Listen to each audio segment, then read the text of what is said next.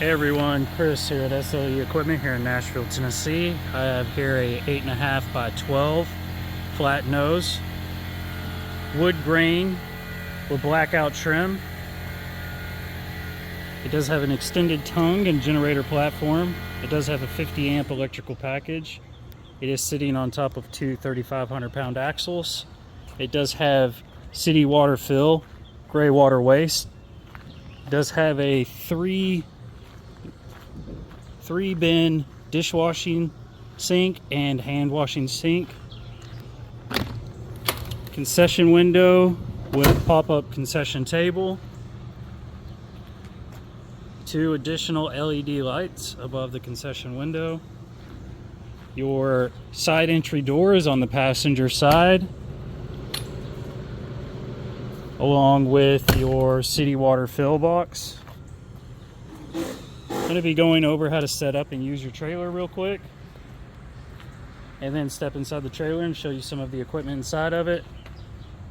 Starting up here at the front, we have the 50 amp electrical package. Before plugging in your power cable, please make sure that the breaker system or generator is shut off. Once you've made sure that's shut off, you can then come over here and plug up your cable. You're going to pop this cap open, push in, slide to the right, and then tighten up your collar. Once you're done, you can then turn on your breaker or generator system. When you're done and you're ready to put everything up, you want to turn the breaker or generator system off. Come over here, undo your collar, push in, twist to the left, and pull out, and then store the cable inside the trailer. Coming over here to your city water fill, you have this small black box. These keys will be around the faucet inside. You're going to see 2 orifices when you open up the black box. You're going to see one on the left and one on the right. The one on the left fills the tank inside underneath the sink. You'll just drop your hose in there, turn the water on, and fill the tank until it's full. Once you're done, pull the hose out, pop this cap back on, and you're good to go. On the other side, this orifice right here threads up to a normal water hose, 1-inch water hose fitting. If the event provides water, you can plumb hose into this right here, turn the water on, and you'll have direct cold water to your faucets on the inside. If you want to use hot water, you'll have to fill the tank and use the tank into the hot water heater to have hot water. But to have on-demand cold water, you can plumb into this right here. Once you're done and everything's closed up, you can shut that right there. Coming over here to your concession table, you have 2 latches underneath right here. You'll just push those in, kind of hard to do one-handed, like so.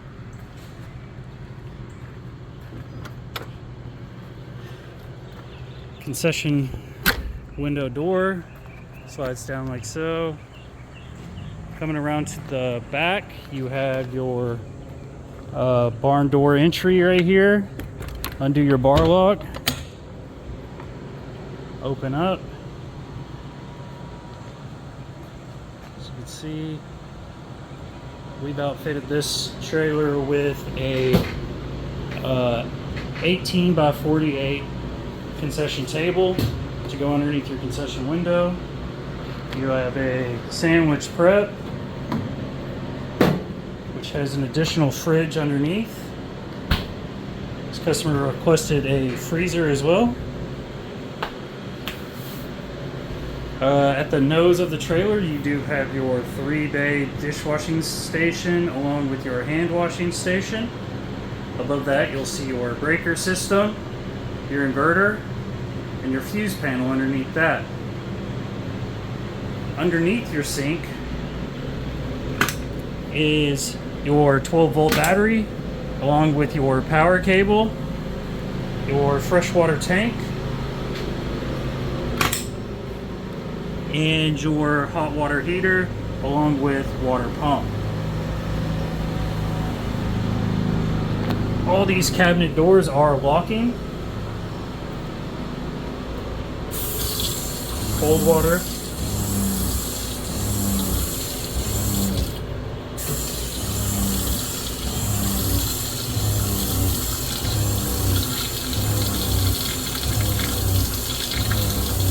I have the hot water heater set to about 120. It's reading about 130. You can adjust the temperature on the top of the hot water heater. There's a dial.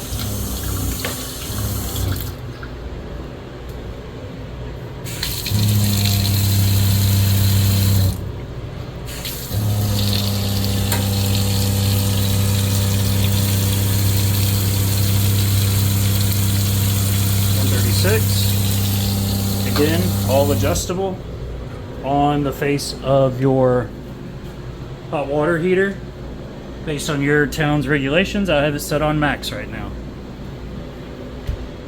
You have a remote for your AC heat. It will be in the sink when you get it. The keys will be right here.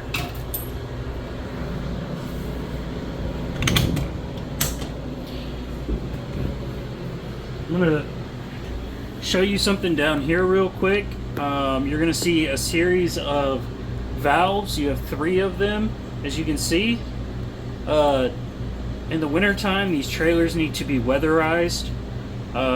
So if you're gonna be using or storing the trailer in temperatures below 32 degrees, you need to make sure that this is being done every single time. To ensure that your hot water heater, water pump, and your faucets do not break. The way you would weatherize your trailer is you would start by draining the tank. And as you can see here, there's a line running out of the bottom of the tank right here to this knob right here. As you can see, it's in line with the system, which means it's currently on. This controls the flow of water from your tank. If you follow down to this knob runs to a fitting that runs to the bottom side of your trailer. As you can see, it is out of line with the system, which means it's off. To drain the tank, you're going to leave this in line with the system on. You're going to open this in line with the system on. What that's going to do is push all the water out of your tank through these lines and out the bottom of the trailer. Once you've drained the tank of all water, or as much water as possible, you're then going to grab you air compressor.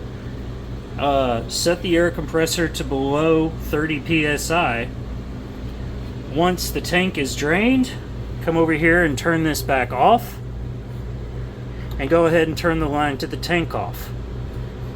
Once these 2 lines are off, you can then take your air hose in here and connect it to this air hose fitting right here.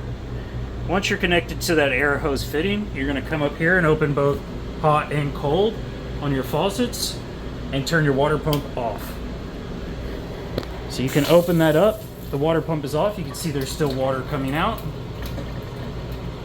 but a trickle. Go ahead and open up the other one as well. Once you have all 4 of them opened up and the water pump off, you can then come down here, connect your air hose to this fitting right here. And again, below 30 psi, once you've hooked up your air hose, you're going to see this 3rd knob right here. It's out of line with the system. You can use this knob right here as a pressure regulator. So you can slowly turn this knob, forcing air into your system from here to there. So you'll be pushing all the water out of your system through your water pump, through your hot water heater, out of your faucets up here. While running air through your system and out your faucets, you're going to come over here to this hot water heater, and you're going to see a little tab up here with a red hose connected running down out the floor as well. You're going to come over here and you're going to release this tab right here like so, while pushing air through the system. What that's going to do is, again, using this knob right here as a regulator, this is going to force air through your water system, through your water pump, through your water heater, through the water heater, down and out, and then up and out through your faucet up here. I have an 18-gallon tank here at the shop. I generally run it about 2 times, or until I've seen nothing but air coming out of my faucets up here at the sink. Once you're done and you've blown it out, or you've ran your compressor at least 2 to 3 times to ensure that as much of the water is out of your system as possible, you can then come back over here, turn this knob in line with the system, and turn this one back on. So, yeah, in line with the system. So now this is on and this is on. Well, no, sorry. You want that one off. So once you're done pushing air through the system, you can come over here and turn the tank back on. Leave these other two off, out of line with the system. And that is how you weatherize your water system. Hope that was helpful. It's really important to do this as much as possible to prevent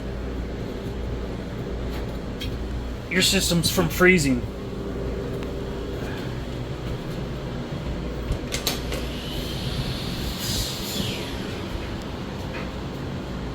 I have this plug tester here. Just going to run it through some of the outlets to show you that they're all working. 2 lights indicates that it's good. 2 lights. Other plug tester, 2 lights. 2 lights. 2 lights. And 2 lights.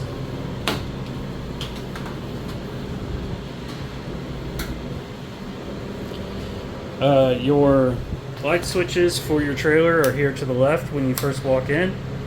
They both operate the inside lights and the outside LEDs. Stepping out the back barn door.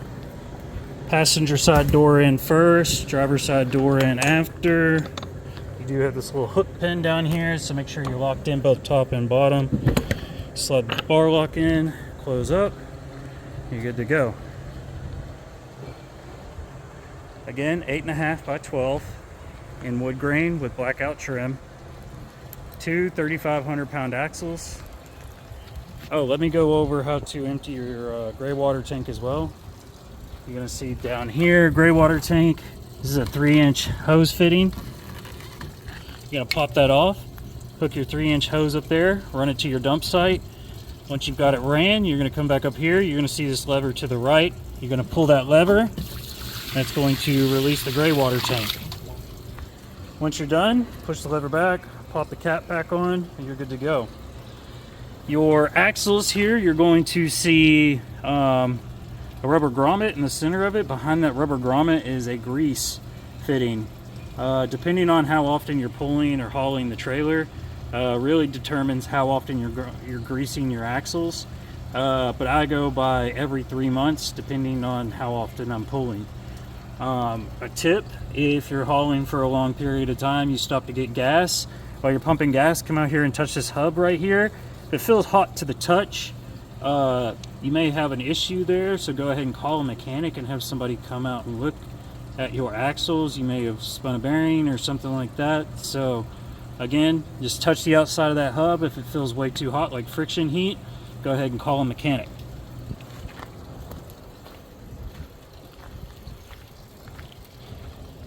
It's an 8.5 by 12 wood grain with blackout trim, 50 amp electrical package, city water fill, gray water dump, extended tongue with generator platform,